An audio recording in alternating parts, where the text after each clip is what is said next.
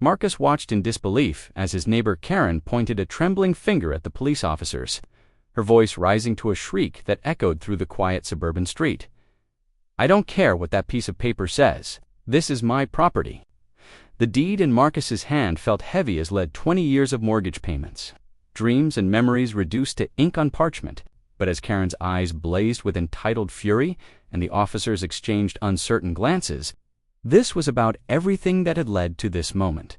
The late-night arguments, the deliberate provocations, the systematic campaign of harassment that had pushed him to the breaking point.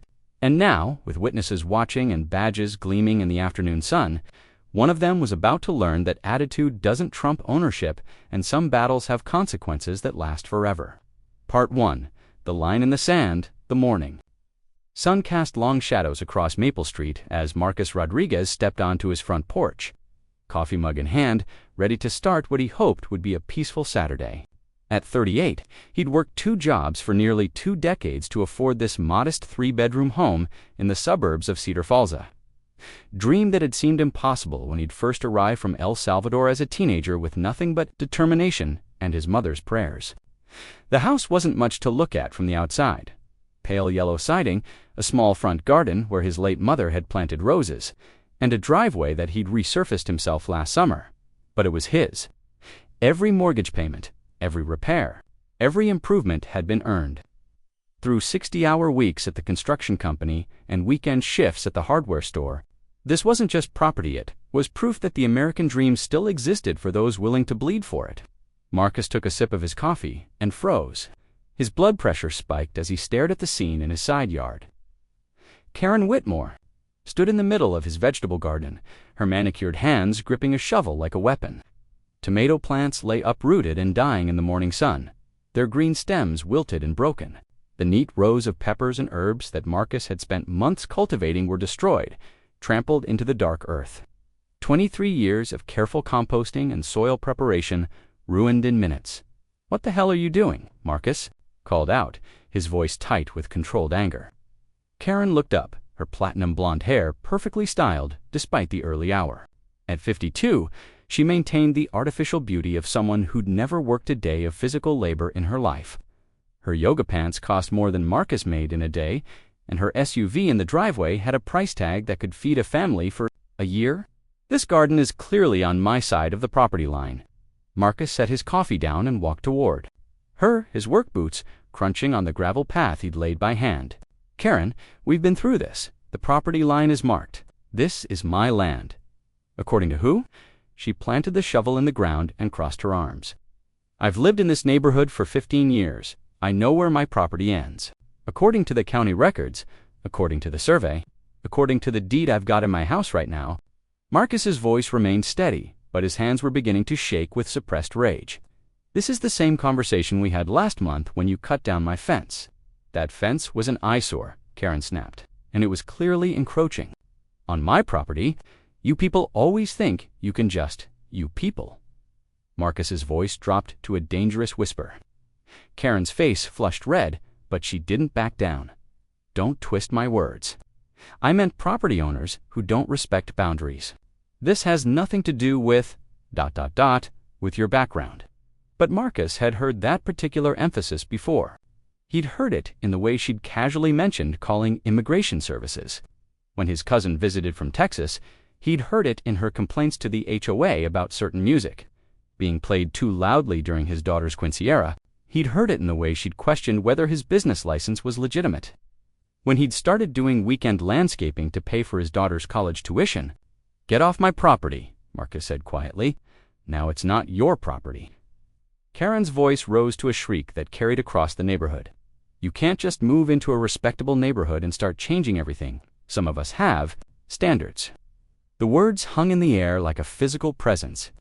Marcus felt 20 years of careful integration, of proving himself worthy of acceptance, crumble in an instant.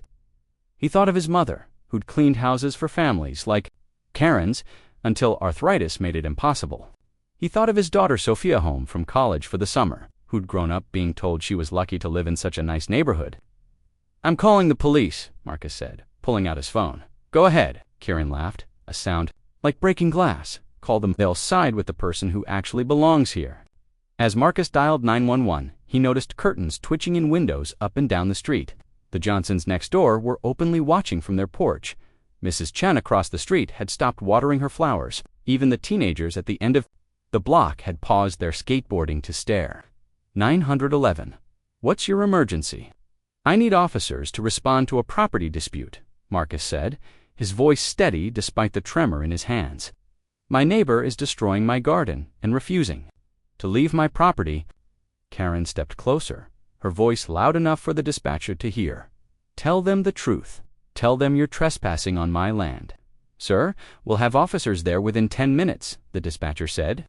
Please remain calm and don't engage with the other party. Marcus hung up and looked at Karen, who was now pacing back and forth among the destroyed plants, like a general surveying a battlefield. Her face was flushed with righteous anger, her eyes bright with the fervor of someone who'd never been told. No, in her life, you're making a mistake, she said, pointing the shovel at him. A big mistake. Do you know who my husband is? Do you know what kind of connections we have in this town? I know you're standing in my garden, Marcus replied. That's all I need to know. The wait for the police felt like hours, though his phone showed only 8 minutes had passed.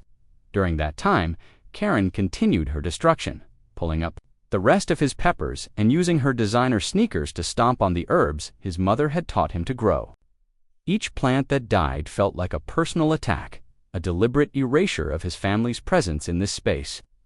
When the squad car finally pulled up, Marcus felt a familiar tightness in his chest. 2 officers emerged, a young white officer who looked barely out of the academy, and a Hispanic woman in her 40s, whose nameplate read SGT Martinez. Good morning, Sergeant Martinez said, her voice professional but not unfriendly. We received a call about a property dispute. Karen immediately stepped forward, her posture straightening as she prepared to take control of the narrative. Officers, thank goodness you're here. This man has been harassing me for months. He's planted this garden on my property, and now he's threatening me when I try to reclaim my own land. The young officer pulled out a notepad, his pen poised to write down Karen's version of events. Marcus felt the familiar sinking sensation that came with being the minority voice in a room full of authority figures. Sir, Sergeant Martinez said, turning to Marcus, what's your side of the story? Marcus took a deep breath. This is my property. I have the deed, the survey, the tax records. She's been harassing me for months, and today she destroyed my garden. He's lying, Karen said, her voice rising.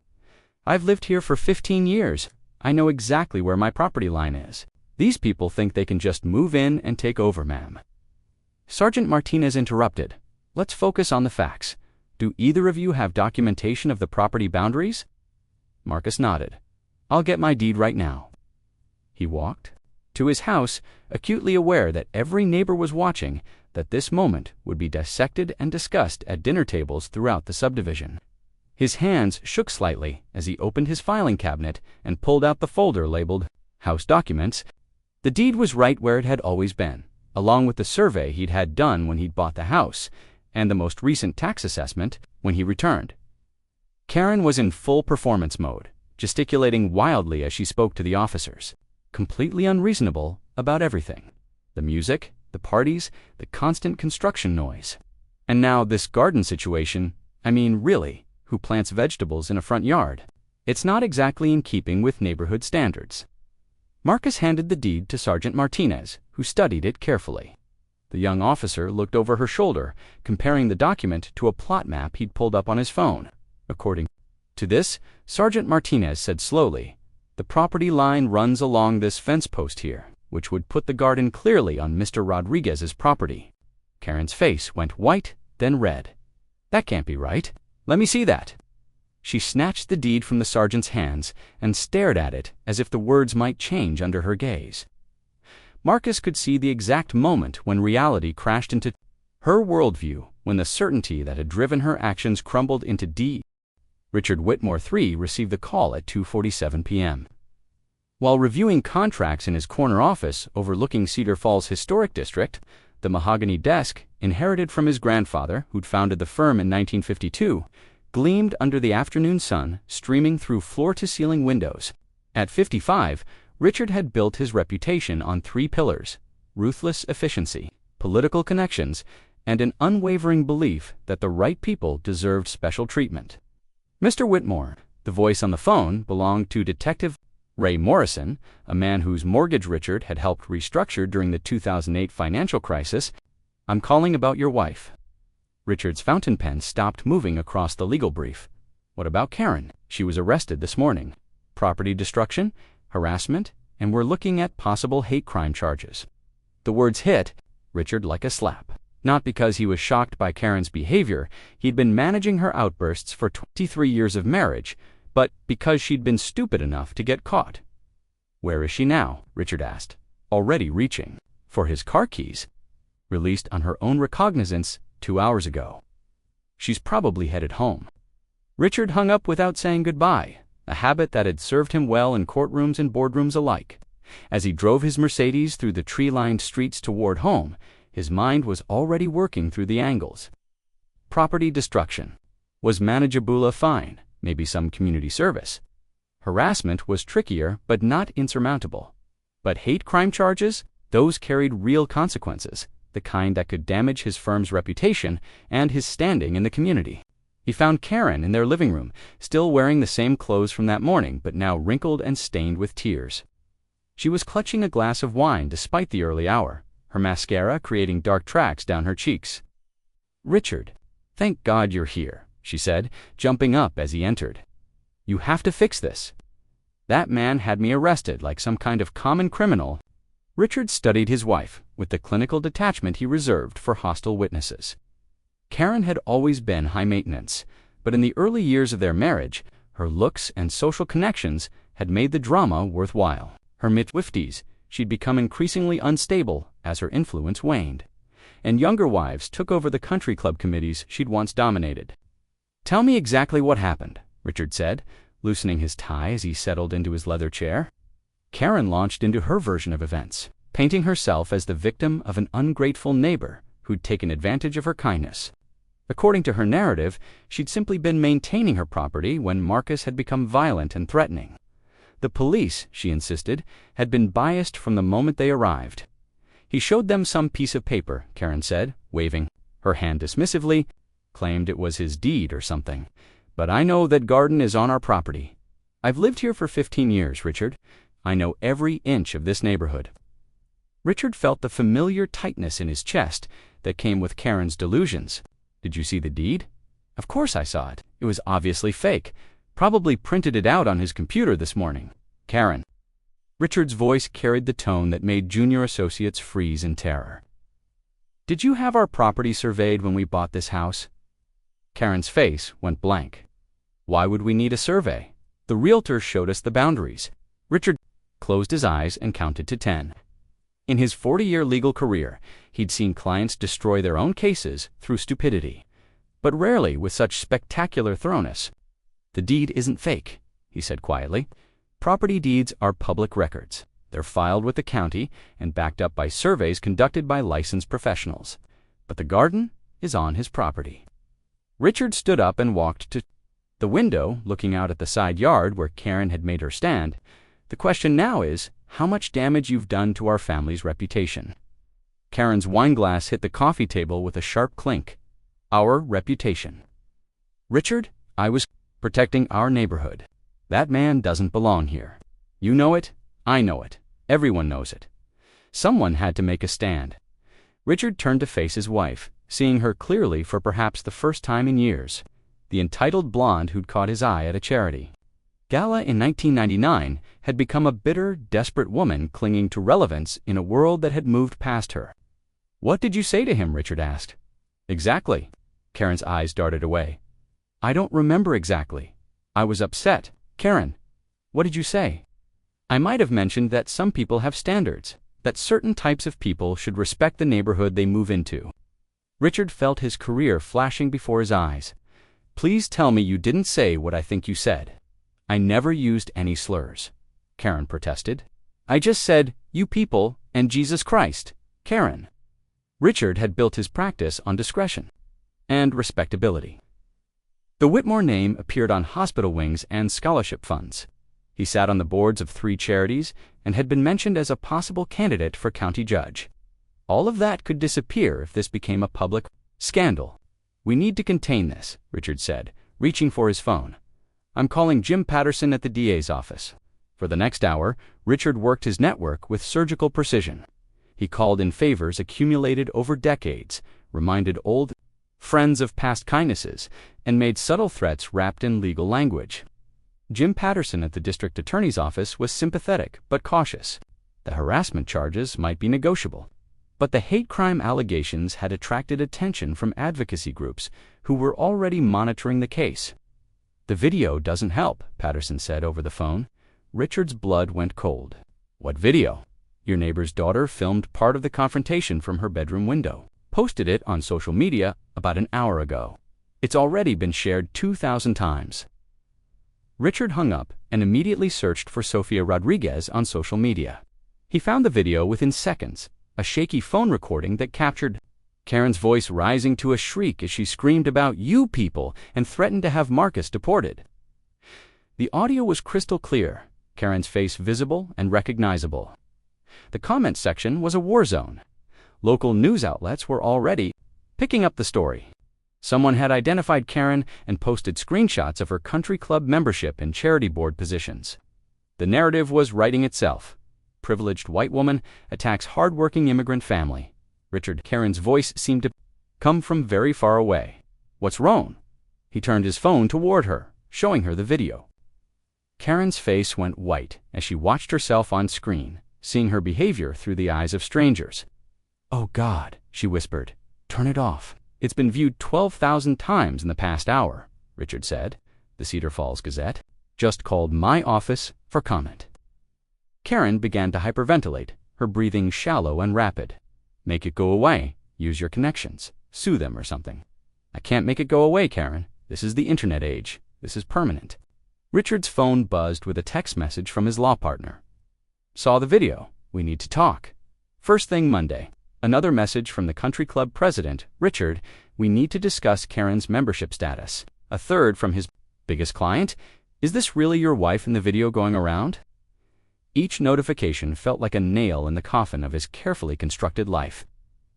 Richard had spent 40 years building his reputation, and Karen had destroyed it in 40 seconds of recorded footage. "I need to get ahead of this," Richard said, more to himself than to Karen. Damage control. He called his publicist, his political contacts, and the editors of the local newspapers. But with each conversation, it became clear that the narrative had already solidified. Karen wasn't just a woman who'd made a mistake, she was a symbol of everything people hated about privilege and prejudice. By evening, the story had been picked up by regional news outlets. By midnight, it was trending on social media platforms. Karen Whitmore, who'd spent 15 years trying to be the queen of Cedar Falls society, had become its most notorious resident in a single day. "We need to leave town," Karen said as they sat in their kitchen, surrounded by the detritus of their former life. "Go to your mother's place in Florida until this blows over." Richard looked at his wife with something approaching pity. "This isn't going to blow over, Karen. This is who you are now. This is who we are now. But you're a lawyer. You fix things. That's what you do."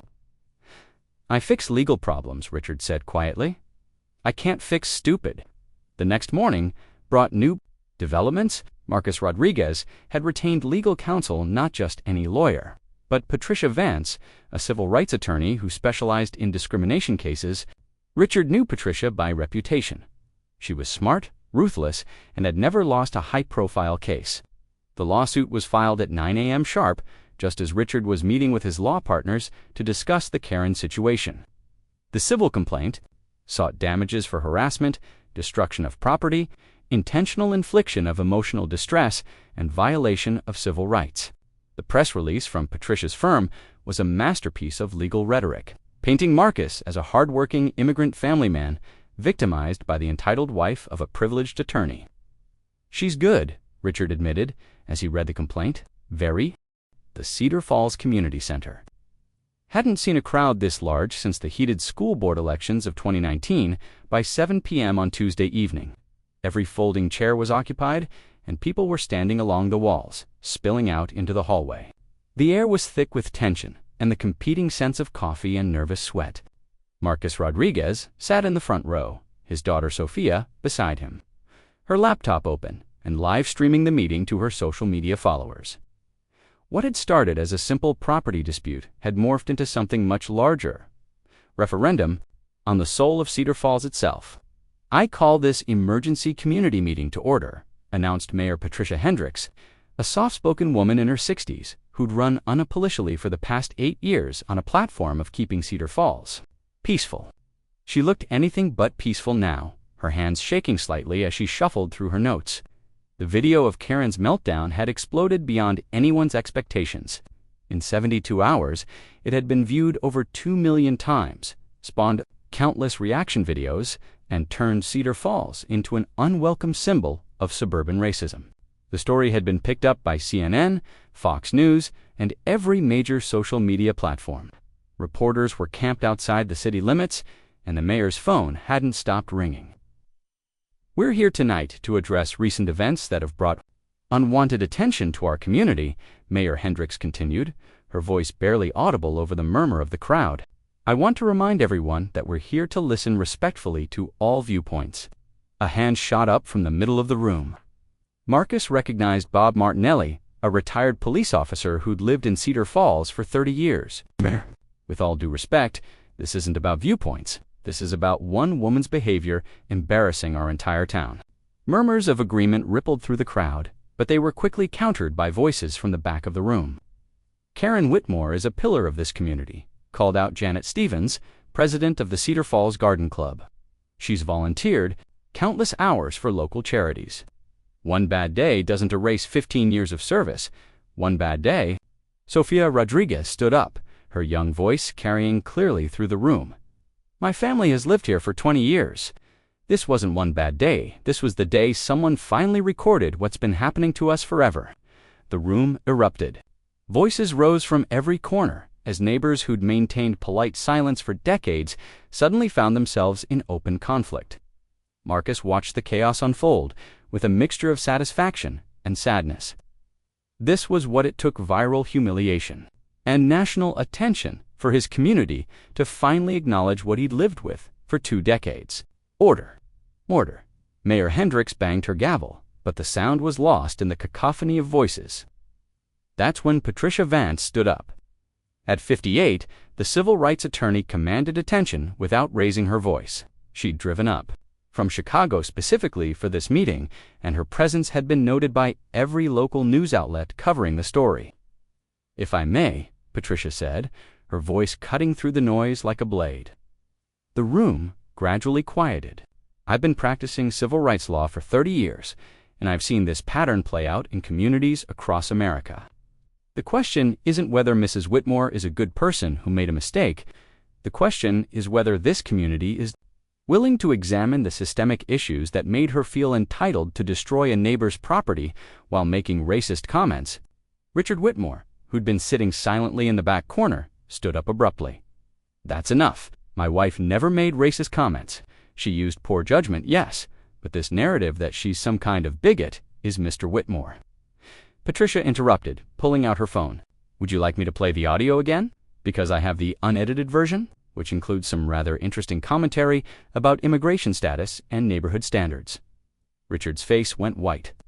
In the 3 days since the incident, he'd discovered that Sophia's video was only the tip of the iceberg. Neighbors had come forward with Ring doorbell footage, smartphone recordings, and years' worth of documented incidents. His wife's harassment campaign had been more extensive and better documented than he'd ever imagined. "Let's hear it," called out Dr. Sarah Kim, a pediatrician who'd moved to Cedar Falls 5 years earlier. "Let's hear exactly what was said." Patricia tapped her phone, and Karen's voice filled the community center. "These people think they can just move into a respectable neighborhood and start changing everything. Some of us have standards. You'll be back in whatever country you came from before I'm done with you." The silence that followed was deafening. Marcus felt the weight of every eye in the room, the mixture of shame, anger, and recognition on his neighbors' faces. Some looked genuinely shocked, as if hearing the words spoken aloud had finally made them real. Others looked uncomfortable, as if they'd heard similar sentiments expressed more privately over the years. "That," Patricia said quietly, "is not poor judgment. That is a hate crime. An elderly man in the third row struggled to his feet. Marcus recognized him as Harold Chen, the retired teacher who'd brought him potting soil after the garden incident. "I came to this country in 1967, Harold said, his voice shaking with emotion. "I was told to go back to China more times than I can count. I thought we'd moved past this. I thought my grandchildren would grow up in a better world." "We have moved past this," protested Janet Stevens. "One person's outburst doesn't represent our entire community, doesn't it?" The voice came from Maria Santos, a young mother who'd moved to Cedar Falls 3 years earlier. "Because I've been told my music is too loud during my daughter's birthday parties. I've been asked if my landscaping business is licensed every time I work in my own yard. I've had neighbors call the police because my husband was acting suspicious while checking our mailbox." More voices joined in, a chorus of experiences that painted a picture of a community divided.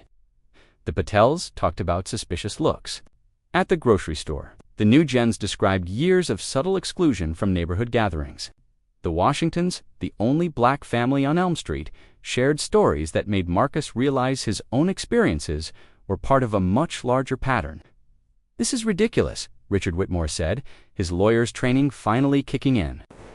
Taking isolated incidents and weaving them into some kind of conspiracy theory. "Every community has misunderstandings between neighbors." Mr. Whitmore, Mayor Hendricks, said, "I think it would be best if you remained silent for now." But Richard was beyond caring about political niceties. His career was in ruins, his wife was facing criminal charges, and his comfortable worldview was crumbling around him. "But you want to know the truth," he said, his voice rising. "The truth is that this neighborhood was peaceful before all this started. Karen may have used poor language, but she was protecting property values and community standards that everyone here benefits from." The room exploded in angry voices, but Richard pressed on, his decades of privilege and entitlement finally showing their true face. And another truth: Mr. Rodriguez could have handled this quietly, neighbor to neighbor. Instead, he chose to involve lawyers and the media, turning a simple property dispute into a three-ring circus that's destroying our community's reputation. Marcus stood up slowly, feeling the weight of 20 years of accumulated slights and indignities. "Mr. Whitmore, I handled this quietly for 20 years. I ignored the comments about my music, my guests, my business. I fixed my fence when your wife cut it down without calling the police. I replanted my flowers when they were mysteriously trampled. I smiled and nodded when she questioned my right to be here, because I thought that was the price of belonging." His voice grew stronger as he continued. "But when she destroyed my garden, the garden where I grow the vegetables my mother taught me to plant while screaming about how I don't belong in my own neighborhood, that was the end of handling it quietly." The room was completely silent. Now, hanging on every word, "You want to know why I involved lawyers and the media? Because quiet didn't work. 20 years of being quiet got me exactly nowhere. One viral video got me a community meeting, a lawsuit, and for the first time in 2 decades, neighbors who actually looked me in the eye when they passed me on the street." Thunderous applause erupted from 3/4 of the room. The sound was deafening, cathartic, a release of years of accumulated tension and unspoken truths. When the applause finally died down, a voice came from the back of the room. "What do we do now?" The question hung in the air like a challenge. Everyone looked to Mayor Hendricks, who seemed to have aged 10 years in the past hour. "We do better," she said finally. "We have to do better." Dr. Kim raised her hand. "I propose we form a community diversity and inclusion committee. Real oversight, real accountability, real change." "I second that," called out Harold Chen. "All in favor?" Mayor Hendricks asked. Nearly every hand in the room went up. Richard Whitmore remained seated, his face a mask of defeat and barely controlled rage. "The motion passes unanimously," the mayor announced. "Mr. Rodriguez, would you be willing to chair this committee?" Marcus looked around the room at faces that had been strangers for 20 years. Now looking at him with something approaching respect, he thought about his mother, who'd dreamed of him,